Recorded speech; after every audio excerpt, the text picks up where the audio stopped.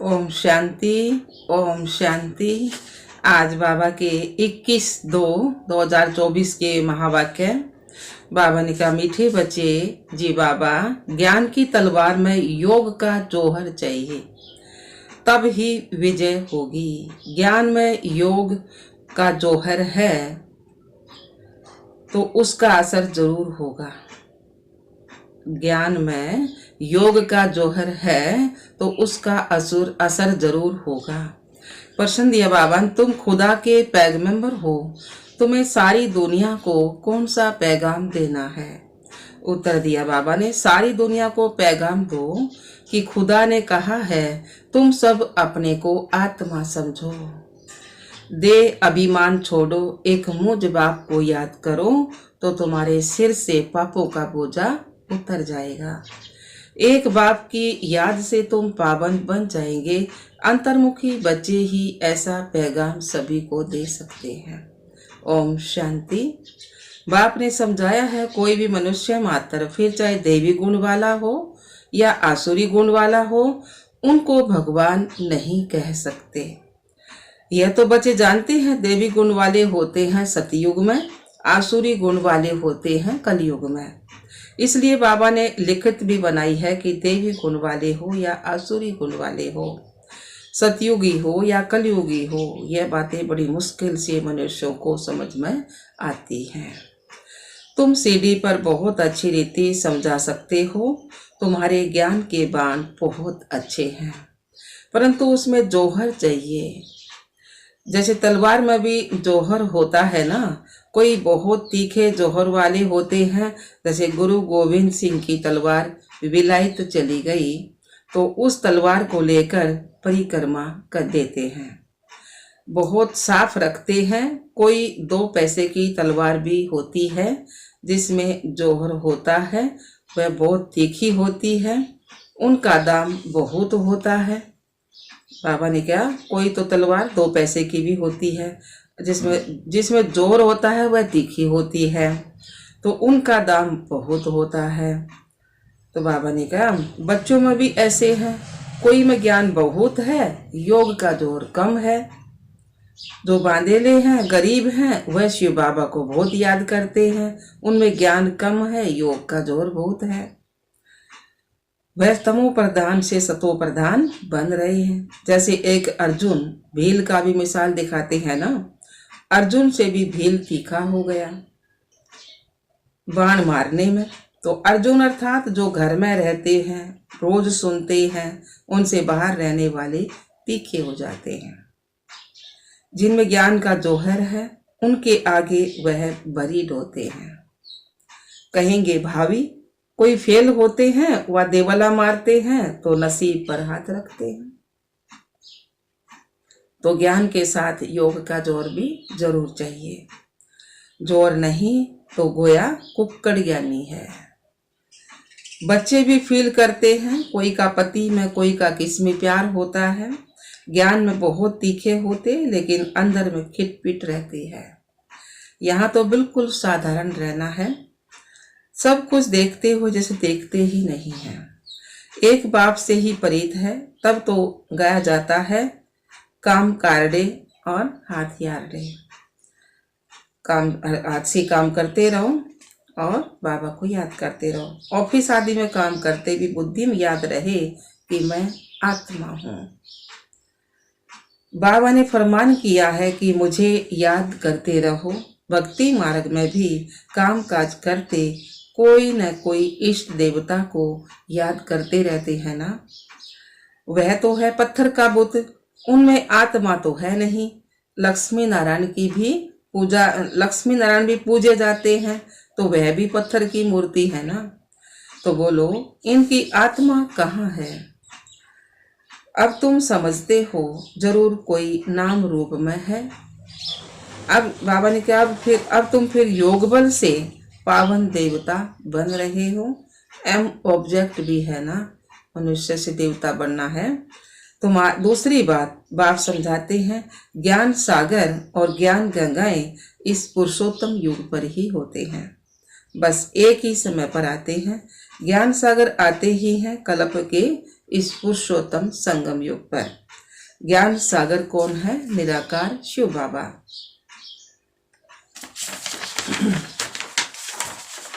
परम पिता परमात्मा शिव, तो उनको शरीर जरूर चाहिए जो बात भी कर सके, बाकी पानी की तो बात नहीं है ना। यह तुमको ज्ञान मिलता ही है कब? संगम युग पर। बाकी सबके पास क्या है? भक्ति है। भक्ति मार्ग वाले गंगा के पानी को भी पूजते रहते हैं। गंगा को पतित पावनी कहते हैं। तो पतित पावन तो एक शिव बाबा है ना। वह आते ही कब हैं? एक बार संगम युग पर, जब पुरानी दुनिया बदलनी है। अब यह किसको समझाने में बुद्धि भी चाहिए, एकांत में विचार सागर मंथन करना पड़े। क्या लिखें जो मनुष्य समझ जाए कि ज्ञान सागर परम पिता परमात्मा एक शिव ही है। वह जब आते हैं तो उनके बच्चे जो वह उनको शरीर जरूर चाहिए जो बात भी कर सके, बाकी पानी की तो यहाँ बात नहीं है। यहाँ तुमको ज्ञान मिलता ही कब है? संगम युग पर। बाकी सबके पास भक्ति है। भक्ति मार्ग वाले गंगा के पानी को ही पूजते रहते हैं। कहते हैं ना गंगा पतित पावनी है, लेकिन पतित पावनी गंगा नहीं है। पतित पावन तो एक शिव बाबा है। वह आते ही एक बार हैं। कब आते हैं? संगम युग पर, जबकि ये पुरानी दुनिया बदलनी है। अब यह किसको समझाने में बुद्धि भी चाहिए, एकांत में विचार सागर मंथन करना पड़े। क्या लिखें जो मनुष्य समझ जाए कि ज्ञान सागर परम पिता परमात्मा एक शिव ही है। वह जब आते हैं तो उनके बच्चे जो ब्रह्मा कुमार कुमारियां बनते हैं, वह ज्ञान धारण कर ज्ञान गंगाएं बनते हैं। अनेक ज्ञान गंगाएं हैं जो ज्ञान सुनाते रहते हैं, वो ही सतगति कर सकते हैं। पानी में स्नान करने से पावन नहीं बन सकते हैं। ज्ञान होता ही कब है? संगम युग पर। यह समझाने की युक्ति चाहिए, बड़ा अंतर्मुख चाहिए। शरीर का भान छोड़ अपने को आत्मा समझना है। इस समय कहेंगे हम पुरुषार्थी हैं। याद करते करते जब पाप खत्म होंगे तब लड़ाई शुरू होगी। जब तक समझो पैगाम मिल जाए, पैगाम अथवा मैसेज तो शिव बाबा ही देते हैं। खुदा को पैगंबर कहते हैं ना। तुम सबको यह पैगाम पहुंचाते हो कि अपने को आत्मा समझ परम पिता परमात्मा के साथ योग लगाओ। जो बाप प्रतिज्ञा करते हैं कि तुम्हारे जन्म जन्मांतर के पाप कट जाएंगे, यह तो बाप ब्रह्मा मुख से बैठ समझाते हैं। पानी की गंगा क्या समझाएगी। बेहद का बाप बेहद के बच्चों को समझाते हैं। तुम सतयुग में कितने सुखी संपत्तिवान थे, अभी दुखी कंगाल बन पड़े हो। यह है बेहद की बात। बाकी यह चित्र आदि सब भक्ति मार्ग के हैं। यह भक्ति मार्ग की श्यामगरी भी बननी है। शास्त्र पढ़ना पूजा करना यह भक्ति है ना। मैं थोड़े ही शास्त्र आदि पढ़ाता हूँ, मैं तो तुम पतितों को पावन बनाने के लिए ज्ञान सुनाता हूँ कि अपने को आत्मा समझो। बाबा बार बार कहा अपने को आत्मा समझो। तो बाबा ने कहा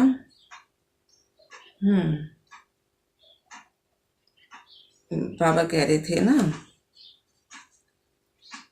ये बेहद की बात है। बाकी ये चित्र आदि सब भक्ति मार्ग के हैं। तो यह भक्ति मार्ग की श्यामगरी भी बननी है। शास्त्र पढ़ना पूजा करना यह सब भक्ति है। हाँ आगे थे ना, अपने को आत्मा। अब ये आत्मा और शरीर दोनों ही पतित है। अब बाप को याद करो तो तुम यह देवता बन जाएंगे। देह के सर्व पुराने संबंधियों से ममता मिट जाए। अब गाते भी है ना, आप आएंगे तो हम और कोई की नहीं सुनेंगे, एक बाबा की सुनेंगे। तो एक आप से ही सब संबंध जोड़ेंगे और देहधारियों को भूल जाएंगे। अब बाप तुमको अपना वायदा याद कराते हैं। बाप कहते हैं मेरे साथ योग लगाने से ही तुम्हारे विक्रम विनाश होंगे, है ना। बाबा तो हमने सारे संबंध जोड़ने हैं ना। जैसे रविवार का है बेटे का, संडे, संडे मतलब सन माने बेटा, संडे, संडे को तो है बेटे का संबंध। और फिर मंडे, मंडे मतलब माता पिता। और फिर ट्यूजडे, ट्यूजडे हो गया ना, टी आ गया, टीचर का संबंध। और फिर आ गया बुधवार, बुधवार को हिंदी में ले लो, बुधवार को हो गया भाई का संबंध। और सतगुरुवार, बृहस्पति सतगुरुवार, उस दिन सतगुरुवार का संबंध है। और फ्राइडे, फ्राइडे मतलब फ्रेंड, फ्रेंड मतलब मित्र, दोस्त का, शुक्रवार को दोस्त का संबंध। और सैटरडे को साजन का संबंध, सैटरडे आ गया ना, ऐसा आगे तो उसमें साजन का संबंध से जल्दी याद हो जाएंगे ना, इस तरह रिवियर करेंगे तो बाबा कहे ना मेरे से सारे संबंध जोड़ेंगे तो सब देहधारियों को भूल जाएंगे। अब बाप तुमको अपना वादा याद कराते हैं। बाप कहते हैं मेरे साथ योग लगाने से तुम्हारे विक्रम विनाश होंगे, तुम नई दुनिया के मालिक बन जाएंगे। यह है एम ऑब्जेक्ट, लक्ष्य है ना हमारा, ये देव, मनुष्य से देवता बनना। राजाओं के साथ प्रजा भी जरूर बननी है, राजाओं को दास दासियां भी चाहिए। बाप सब बातें समझाते रहते हैं। अच्छी तरह योग में नहीं रहेंगे, देवी गुण धारण नहीं करेंगे तो ऊंच पद कैसे पाएंगे। घर में कोई न कोई बात पर झगड़ा कलह होती है ना। बाप लिख देते हैं तुम्हारे घर में कलह है, इसलिए ज्ञान ठहरता नहीं है। इस दुनिया में भी क्या करना, जिसके घर में लड़ाई झगड़ा उसके मटके का पानी भी सूख जावे। तो बाबा भी कहा है ना तुम्हारे घर में कलह है, इसलिए तुम्हारी बुद्धि में ज्ञान ठहरता नहीं है। बुद्धि में तो कलह की कीचड़ की वो कीचड़ा पट्टी भरी रहेगी ना सारी।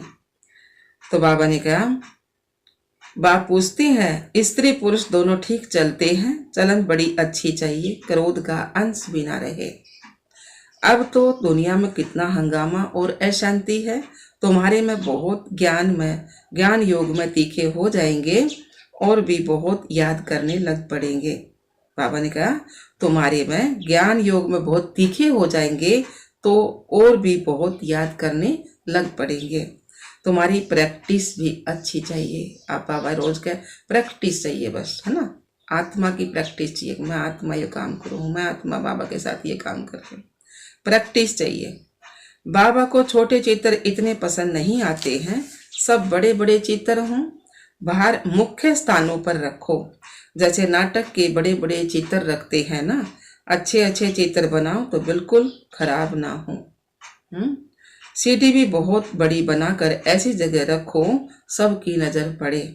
सीट पर ही रंग आदि ऐसा मजबूत हो जो पानी व धूप में बिल्कुल खराब ना हो। मुख्य स्थानों पर रख दो, या कहाँ एग्जीबिशन होती है तो बड़े मुख्य बड़े दो तीन चित्र ही काफी हैं। यह गोला भी वास्तव में दीवार जितना बड़ा बनाना चाहिए। बल 8-10 आदमी उठाकर रखें, कोई भी दूर से देखे तो एकदम क्लियर मालूम पड़ जाए। सतयुग में तो और सब इतने धर्म होते नहीं है।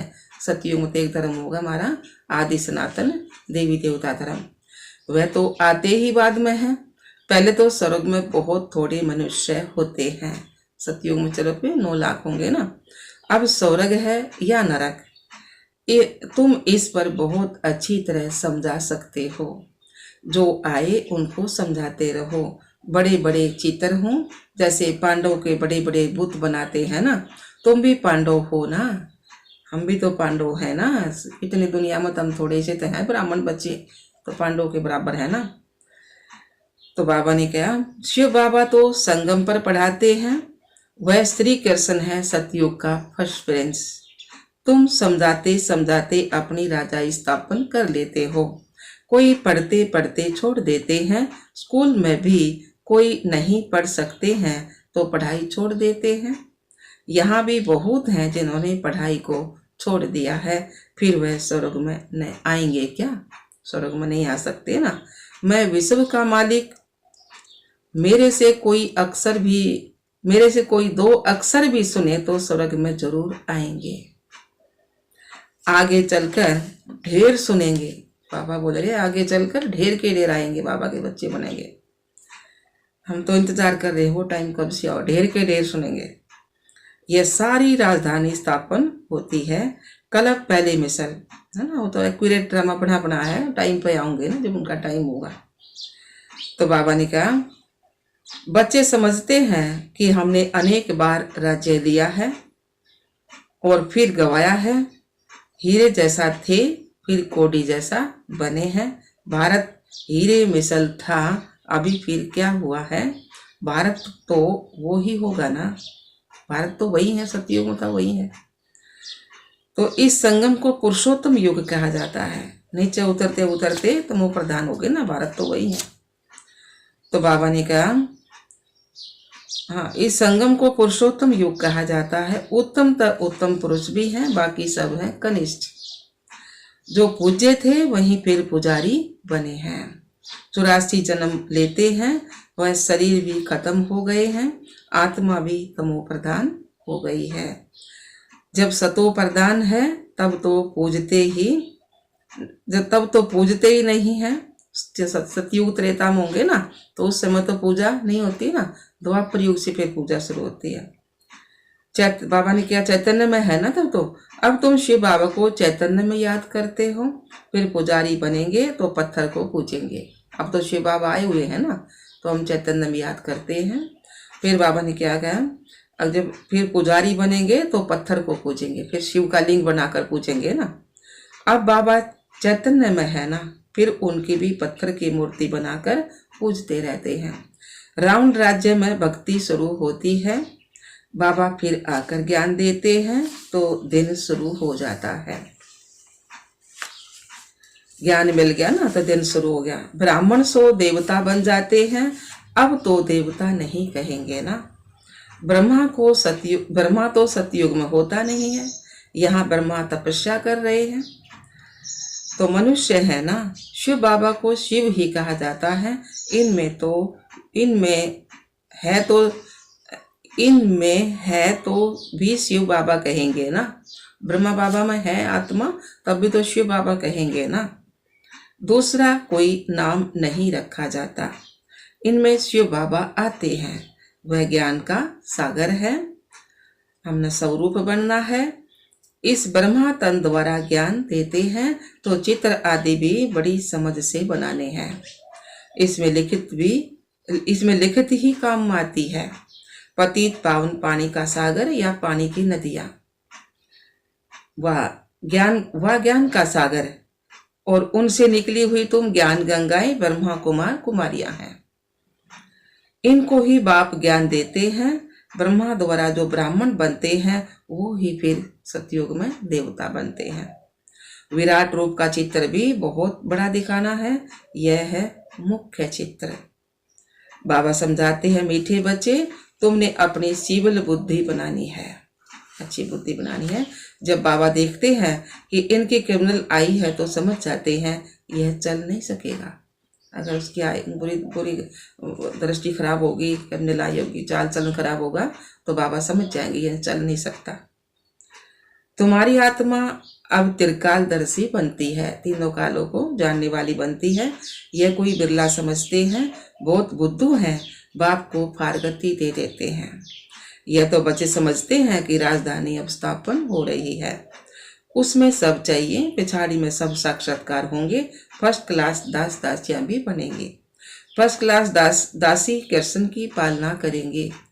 बर्तन साफ करने वाली, खाना खिलाने वाली, सफाई करने वाली सब तो होंगी ना। यहाँ से ही निकलेंगी, फर्स्ट नंबर वाली जरूर अच्छा पद पाएंगे। वह वासना आती है, बाबा को बच्चों से वासना आती है, यह बहुत अच्छी मुरली चलाते हैं, परंतु योग कम है। कोई स्त्री पुरुष से भी तीखी हो जाती है। एक ज्ञान में है, कहते हैं बाबा दूसरा पहिया ठीक नहीं है। एक दो को सावधान करना है, प्रवृत्ति मार्ग है ना। जोड़ी एक जैसी चाहिए, आप समान बनाना है, पिछाड़ी में तुम दुनिया को ही भूल जाएंगे। समझते हो ना कि पापा ने बोल दिया पिछाड़ी में तुम दुनिया को ही भूल जाएंगे। समझते हो ना कि हम हंस हैं और यह बुगला है। हंस तो मोती चुगने वाला और बुगला है कंकड़ उठाने वाला। तो किस में कोई अवगुण और किस में कोई अवगुण।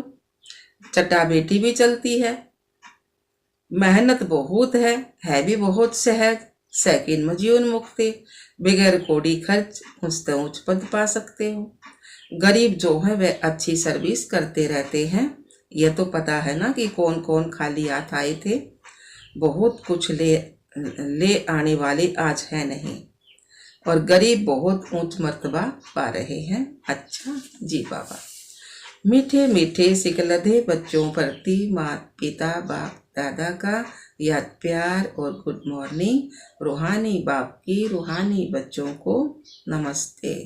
हम रूहानी बच्चों की रूहानी बाप दादा को याद प्यार गुड मॉर्निंग, नमस्ते नमस्ते नमस्ते जी। हम बाबा के बच्चे सदा रहें हंसते और हंसाते। शुक्रिया मीठे बाबा, शुक्रिया बाबा। धारणा के लिए मुख्य सार बाबा ने सुनाया है। पहला पॉइंट है, ज्ञान तलवार में याद का जोर भरने के लिए कर्म करते अंतर्मुखी बन अभ्यास करना है कि मैं आत्मा हूँ, मैं आत्मा हूँ। मुझ आत्मा को बाप का फरमान है कि निरंतर मुझे याद करो। एक बाप से सच्ची प्रीत रखो। दे और दे के संबंधियों से ममता निकाल दो। दूसरा पॉइंट है, प्रवृत्ति में रहते एक दो को सावधान कर हंस बन उच्च पद लेना है। क्रोध का अंश भी निकाल देना है। अपनी सीवल बुद्धि बनानी है। वरदान दिया बाबा ने, साक्षी हो कर्मेंद्रिय से कर्म कराने वाले, कर्तापन के भान से मुक्त अशरीरी भाव। साक्षी हो कर्मेंद्रिय से कर्म कराने वाले, कर्तापन के भान से मुक्त अशरीरी भाव। सार दिया बाबा ने, जब चाहो शरीर में आओ, जब चाहो अशरीरी बन जाओ। कोई कर्म करना है तो कर्मेंद्रियों का आधार लो, लेकिन आधार लेने वाली मैं आत्मा हूँ यह नहीं भूले। करने वाली नहीं हूँ, कराने वाली हूँ। जैसे दूसरों से काम कराते हो तो उस समय अपने को अलग समझते हो ना, वैसे साक्षी हो कर्मेंद्रियों से कर्म कराओ तो कर्तापन के भान से मुक्त अशरीरी बन जाएंगे। कर्म के बीच बीच में 1-2 मिनट भी अशरीरी होने का अभ्यास करो तो लास्ट समय में बहुत मदद मिलेगी। बाबा ने क्या, कर्तापन के भान से मुक्त अशरीरी बन जाएंगे। कर्म के बीच बीच में 1-2 मिनट भी अशरीरी होने का अभ्यास करो तो लास्ट समय में बहुत मदद मिलेगी। ये पुरुषार्थ है बस हमारा, ये अंतिम पुरुषार्थ अशरीरी बनने का अभ्यास।